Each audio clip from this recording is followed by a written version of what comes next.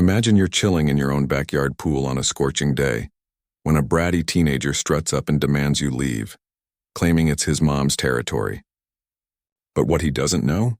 You're the local sheriff, and this HOA nightmare is about to blow up in their faces. Buckle up for a tale of entitlement, revenge, and sweet justice. Hey everyone, welcome back to the channel where we dive into the wildest HOA horror stories and Karen meltdowns. If you're new here, smash that subscribe button and hit the bell so you never miss out on these epic dramas. And if you love seeing spoiled brats and their enabler parents get a reality check, drop a like right now. Let's get this video to 10K likes. Now let's jump into today's story. HOA Karen's spoiled son ordered me to leave my own pool, not knowing I'm the sheriff. In the quiet suburb of Willow Creek, where manicured lawns stretched like green carpets under the relentless summer sun, lived Sheriff Daniel Harper. At 45, Daniel had seen his share of chaos, from high-speed chases to domestic disputes, but nothing prepared him for the petty tyrannies of his own neighborhood's homeowners association. He had bought his modest two-story home 5 years ago, drawn by the peaceful cul-de-sac and the sparkling in-ground pool in the backyard, a rare luxury in this middle-class enclave. The pool, surrounded by a wooden privacy fence and shaded by tall oaks, was his sanctuary after long shifts patrolling the county. Little did he know that his oasis would become the battleground for an escalating war with the most infamous resident on the block, Karen Wilkins, the self-appointed queen of the HOA. Karen, a 50-something divorcee with a perpetual scowl and a clipboard always at the ready, ruled the neighborhood with an iron fist wrapped in vinyl siding regulations.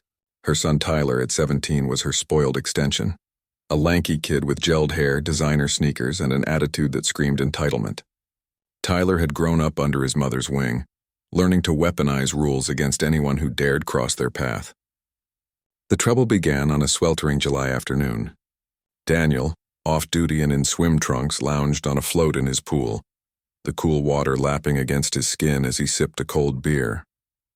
The neighborhood was unusually quiet, save for the distant hum of lawnmowers. That's when Tyler appeared at the fence gate, pushing it open without a knock or invitation. He marched in like he owned the place, his flip-flops slapping against the concrete deck. Daniel squinted against the sun, assuming the kid was lost or needed help. But Tyler's voice cut through the air, sharp and commanding, ordering Daniel to vacate the pool immediately. He claimed it violated some obscure HOA bylaw about guest usage, insisting the pool was reserved for approved residents only. Daniel, bemused at first, explained calmly that this was his property, his pool. But Tyler, emboldened by years of his mother's unchecked authority, doubled down, threatening to report him to the board. Unbeknownst to Tyler, Daniel was no ordinary homeowner. He was the sheriff, a fact he kept low-key in the neighborhood to avoid special treatment or grudges spilling over from work. As Tyler stormed off, phone in hand, presumably texting his mother, Daniel felt a flicker of irritation. He decided to let it slide for now, chalking it up to youthful arrogance. But that evening, the first citation arrived in his mailbox, a bright pink slip from the HOA, accusing him of unauthorized pool activity and demanding a fine of $200. Karen's signature scrawled at the bottom like a royal decree.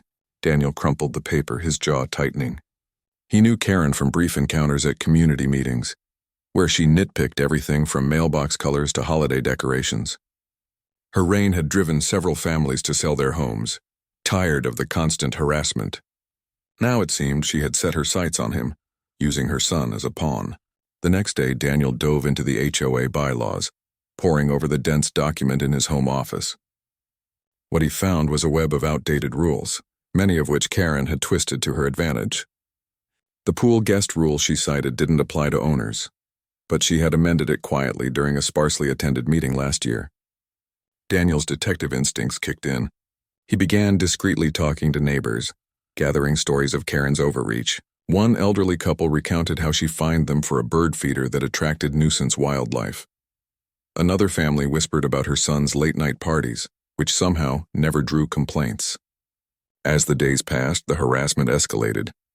Tyler began loitering near Daniel's property, snapping photos over the fence and posting them on a neighborhood app with captions decrying rule breakers.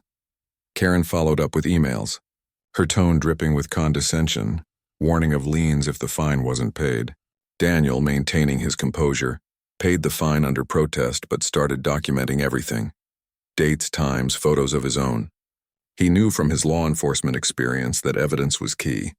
One weekend, things boiled over. Daniel hosted a small barbecue for fellow officers, keeping it low-key with burgers and non-alcoholic drinks. Laughter echoed from the yard as they swapped war stories. Tyler, spotting the gathering from his window across the street, charged over again, this time with a measuring tape, claiming the grill was too close to the property line. He demanded everyone leave, citing fire hazards. The officers exchanged amused glances, but Daniel waved them off, handling it himself. He asked Tyler to leave his property, but the kid refused, escalating to shouts about calling the cops. Irony hung thick in the air as Daniel revealed his badge casually, watching Tyler's face pale. But the boy, too stubborn to back down, retreated only to summon his mother. Karen arrived moments later, her face flushed, armed with more citations. She berated Daniel in front of his guests, accusing him of impersonating authority. The officers stifled chuckles, knowing the truth. That night, Daniel decided enough was enough. He filed an official complaint with the county, citing harassment and misuse of HOA powers. But Karen, undeterred, rallied her allies on the board, mostly her cronies, to vote on stricter pool regulations, targeting Daniel specifically. Whispers spread through the neighborhood. Sides were forming, with some residents secretly rooting for Daniel to dethrone the tyrant. As summer peaked, the pool became a symbol of the brewing storm, its still waters reflecting the tension that threatened to erupt into full-blown confrontation. The neighborhood simmered with unspoken alliances as August brought even hotter days and shorter tempers. Sheriff Daniel Harper, now fully invested in unraveling Karen Wilkins's grip on the HOA, spent his off hours digging deeper. He discovered through public records that Karen had been elected president 3 terms in a row, each time with suspiciously low voter turnout. Neighbors confided in hushed tones over fences that she intimidated dissenters with threats of inspections and fines. Daniel's pool, once a private retreat, now felt like a watched fortress. Tyler, emboldened by his mother's protection, escalated his antics. He began blasting music from his bedroom window aimed at Daniel's yard, disrupting the peace whenever Daniel tried to relax. One evening, as Daniel floated in the pool under the stars, a barrage of water balloons sailed over the fence, courtesy of Tyler and his friends. The splashes soaked his towel and phone, but Daniel remained calm, retrieving his security camera footage that captured the vandalism. He could have pressed charges then, but he bided his time, building a case. Karen, sensing resistance, amped up her campaign. She organized a community beautification day, which was code for mandatory yard work under her supervision. Daniel arrived to find her directing traffic with a megaphone, assigning him the dirtiest tasks like weeding the communal flower beds. When he politely declined, citing a shift, she slapped him with another fine for non-participation. The pink slips piled up on his kitchen table like unwanted confetti. But Daniel wasn't idle. He rallied quietly. He hosted informal gatherings, not at his pool to avoid provocation, but at a local park, where neighbors vented their frustrations. Stories poured out. Karen had once fined a family for a child's lemonade stand, calling it an unauthorized business. Another resident lost a beloved tree because it shaded her view. Tyler's role emerged as her enforcer, spying on properties and reporting back.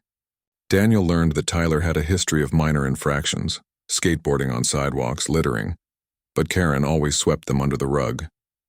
As the weeks wore on, the conflict personalized. Karen started parking her SUV in front of Daniel's driveway, blocking his cruiser on purpose. When confronted, she claimed it was public street space. Daniel, ever the professional, towed it legally once, sparking her fury. She retaliated by petitioning for a noise ordinance against his occasional lawn mowing. The neighborhood app buzzed with anonymous posts, some defending Karen's order, others calling for change. Daniel's identity as sheriff remained his ace, revealed only to a trusted few who promised discretion. One fateful afternoon, Tyler crossed a line, spotting Daniel's pool unoccupied. He hopped the fence with friends, turning it into an impromptu party spot. They splashed and shouted, leaving behind trash and chlorine-scented chaos. Daniel returned home to find his sanctuary violated, lounge chairs overturned, and a broken bottle floating in the water. Fury simmered, but he called it in officially, treating it as trespassing. Deputies arrived, and Tyler's cocky grin faded as handcuffs clicked. Karen rushed over, screeching about lawsuits, but the evidence was irrefutable. At the station, Daniel oversaw the booking, revealing his position at last. Tyler's eyes widened in shock, his bravado crumbling. Karen, denied bail influence, fumed in the waiting room. The incident rippled through Willow Creek. Neighbors gossiped over fences, some relieved, others wary. Karen doubled down, calling an emergency HOA meeting to discuss security threats. She accused Daniel of abusing power, twisting the narrative to portray him as a bully. But cracks showed.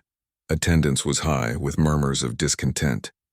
Daniel attended, presenting his evidence dossier, photos, fines, witness statements.